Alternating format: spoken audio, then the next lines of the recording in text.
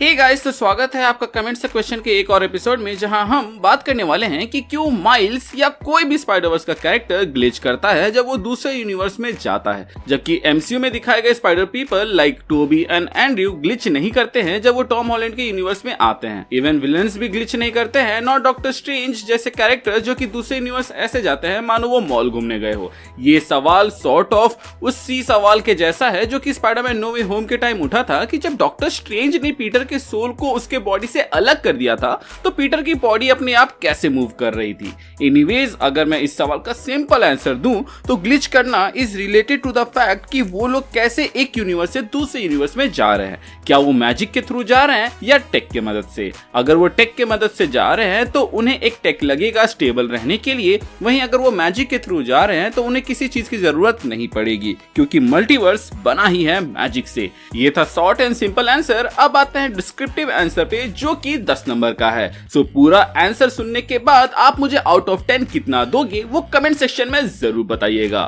सो जिस मैजिक की बात हम यहाँ पे कर रहे हैं वो है web of life and destiny. अब ये है क्या, चलिए जानते हैं। Web of life and destiny जो कि कॉमिक्स में बनाया गया था गॉडेस नीथ के द्वारा, जो कि मदर अर्थ गाया एंड ऑस्टूर की बेटी है। ऑस्टूर वही है जो बच्चों को खेलते देखा था तो उसके आंखों से एक आंसू गिरा था एंड उसी आंसू से आगामोटो का जन्म हुआ था। आगामोटो तो याद होगा ही, जो कि पहला सॉर्सरर सुप्रीम था एंड उसके ही रिलिक्स को डॉक्टर स्ट्रेंज पहनते हैं जिसका नाम है आई ऑफ आगामोटो। अब अगर आप मेरे चैनल को फॉलो करते आ रहे हैं तो आपको पता होगा कि थॉर की असली मां गाया है, जिसके कॉमिक्स में कई सारे हिंट दिए गए हैं, लेकिन अभी हाल फिलहाल में ऐसा कहा जा रहा है कि फीनिक्स फोर्स थॉर की मॉम हो सकती है, लेकिन अभी तक वो चीज कंफर्म नहीं किया गया है। तो हम यही मान के चलते हैं कि थॉर की असली मां गाया है। तो ऐसे में जो गॉडेस नीथ है वो थॉर की दूर की बहन लगेगी।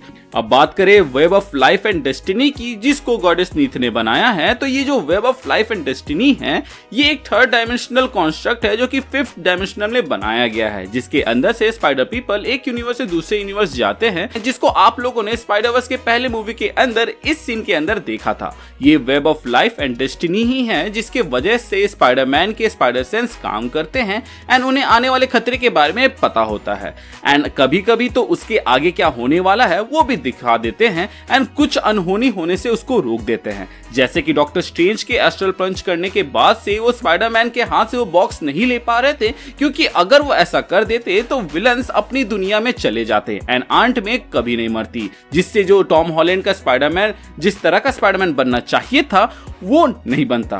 तो यहाँ पर जो स्पाइडरमैन की बॉडी को मूव करा रही थी वो थी ब्राइड, जो कि एक स्पाइडर टोटेम है। अब जो गॉडेस नीथ है उन्होंने सिर्फ web of life and destiny को नहीं बनाया, बल्कि उन्होंने कुछ स्पाइडर टोटेम्स भी बनाए जो कि मल्टीवर्स को एक्सपैंड और उसको सही सलामत रखने के लिए काम करते हैं। ये स्पाइडर टोटेम्स ही डिसाइड करते हैं कि कौन स्पाइडरमैन बनेगा और कैसे बनेगा। सो मिगेल ओहारा का ये कहना कि माइल्स को स्पाइडरमैन बनना ही नहीं था ये गलत है एंड मैं इतना श्योर इसलिए हूँ क्योंकि जब माइल्स को पता चलता है कि उसके डैड मरने वाले हैं तो उसको एक विजन आता है कि आगे क्या होने वाला है, जिसको हम प्रीकॉग्निशन भी कह सकते हैं। हिंदी में पूर्व आभास, मतलब कि जो होने वाला है उसके बारे में पता चलना। स्पाइडरमैन का स्पाइडर सेंस सॉर्ट ऑफ इसी पर बेस्ड है, बट यहाँ पर माइल्स को साफ साफ ग्लिम्स में देखने को मिलता है कि क्या होने वाला है एंड ये पहली बार नहीं होता है। इससे पहले भी जब वो स्पॉट से मुंबाटन में लड़ रहा होता है तब भी उसको ऐसे ही कुछ ग्लिम्स देखने को मिलते हैं।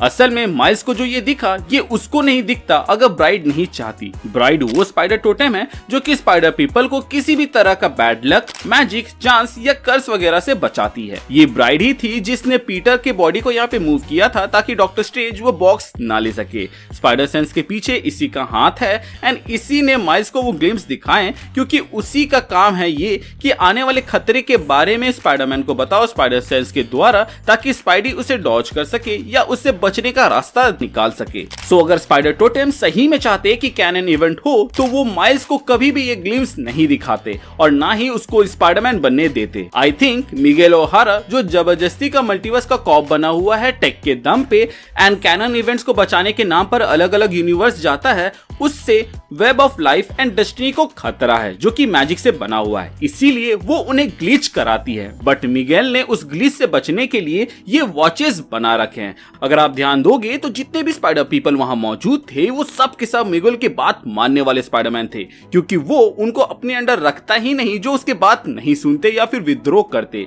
इसीलिए टोबी, टॉम या एंड्रयू का स्पाइडरमैन हमें उनकी टीम ज्वाइन करते हुए नहीं दिखाया गया, बल्कि उन्हें कैनन इवेंट्स के जो इवेंट्स है उनके जरिए दिखाया गया, क्योंकि इनमें से कोई ना कोई माइल्स के जैसे ही एक्ट करता और कैनन इवेंट को होने से रोकता, क्योंकि ये पीटर पार्कर के स्पाइडरमैन के कोर प्रिंसिपल में से एक है कि if he can save someone he will save that person no matter what happens next. क्योंकि पीटर फेट पर नहीं बल्कि अपने एक्शंस पर विश्वास रखता है, जो कि प्रेजेंटली हमें माइल्स के स्पाइडरमैन के जरिए दिखाया जा रहा है स्पाइडरमैन के एनिमेटेड स्पाइडरवर्स मूवी के अंदर। स्पॉट तो सेकेंडरी विलन है, मेन विलन मिगेल ओहारा है जो कि अच्छाई के नाम पे गलत कर रहा है, जस्ट लाइक अस, जो पेड़ पौधे उन्नति और प्रगति के नाम पर काटते जा रहे हैं बट प्रकृति को ही नष्ट करते जा रहे हैं जिनमें से हम जन्मे हैं। रही बात एमसीयू में कोई ग्लिच क्यों नहीं करता, क्योंकि वो लोग मैजिक का ही यूज करते हैं दूसरे यूनिवर्स में जाने के लिए, जिससे यूनिवर्स में बना हुआ जो बैलेंस होता है वो डिसबैलेंस होने लगता है और इसके वजह से इनकर्जन की प्रोबेबिलिटी बढ़ने लगती है।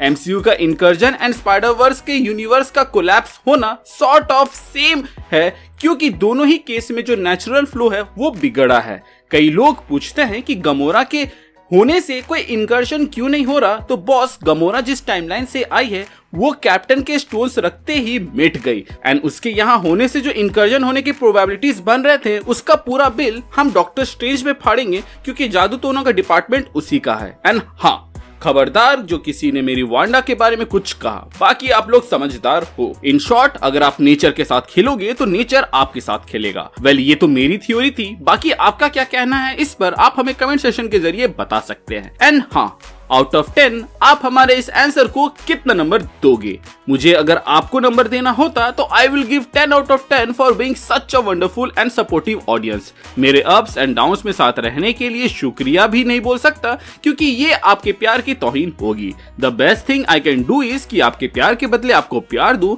एंड पहले वाले कैप्टन बीटू के जैसे ही कंटेंट एंड क्वालिटी वीडियो लाऊं। I love you guys and hope to see you soon. By the way, यहाँ तक वीडियो देख लिया है तो लाइक एंड चैनल को सब्सक्राइब करना मत भूलना, एंड अगर भूल भी गए तो कोई बात नहीं, बस पानी पीना मत भूलना, क्योंकि इतनी गर्मी में you need to be hydrated all the time. बाकी भूख लगते ही खाना तो आप अपने आप खा ही लोगे। हमारे चैनल का एक छोटा सा मोटो है जो कि यार लोगों की मदद करे, अपना ख्याल रखे and keep moving forward current लगाकर आगे बढ़ते जाएं। Thank you for watching this video, stay tuned. And हाँ, जो लोग व्हाट इफ के सीजन 2 के बारे में पूछते हैं उन्हें मैं बता दूं कि व्हाट इफ के सीजन 2 का 3 एपिसोड मैं ऑलरेडी ला चुका हूं, जिसका लिंक आपको डिस्क्रिप्शन में मिल जाएगा। तो अगर आप इंटरेस्टेड हैं तो उसको चेकआउट कर सकते हैं, वरना मैं एक साथ कंबाइन करके जब वो पार्ट कंप्लीट हो जाएगा मैं डाल दूंगा। Have a nice day and take care of yourself. Sayonara.